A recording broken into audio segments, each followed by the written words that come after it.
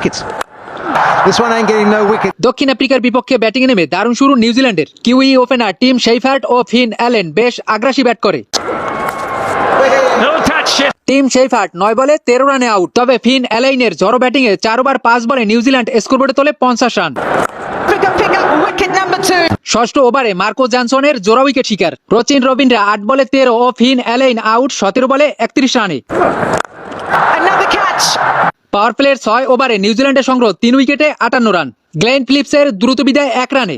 কেশব মহারাজের উইকেট শিকার।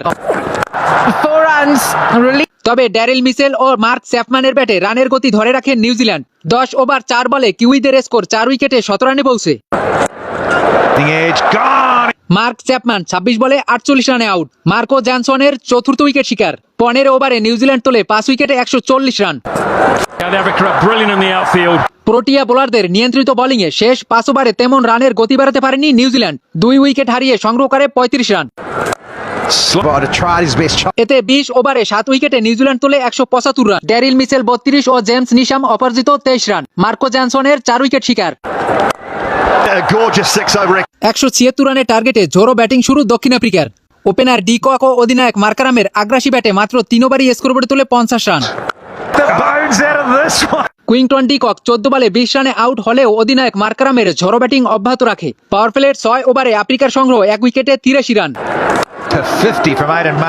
Aiden Markram 19 বলে 50 পূর্ণ করে। 7 ওভার 2 বলে আফ্রিকার স্কোর 1 উইকেটে 17 রানে পৌঁছে। রায়ান রিকলটন 11 বলে 21 রানে আউট।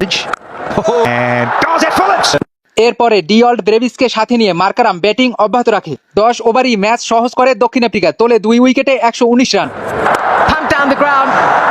বাকি 10 ওভারে তখন প্রোটিয়াদের জয়ের জন্য দরকার 75 রান। ডিওল্ড ব্রেভিস আউট 17 বলে 23 রানে। 131 রানে তৃতীয় উইকেটের পতন। এরপরে ডেভিড মিলারকে সাথে নিয়ে এইডেন মার্কারাম বাকি কাজটা অনায়াসই শেষ করে। 17 ওভার 1 বলে 17 বল হাতে রেখে 7 উইকেটে ম্যাচ জয়লাভ করে দক্ষিণ আফ্রিকা।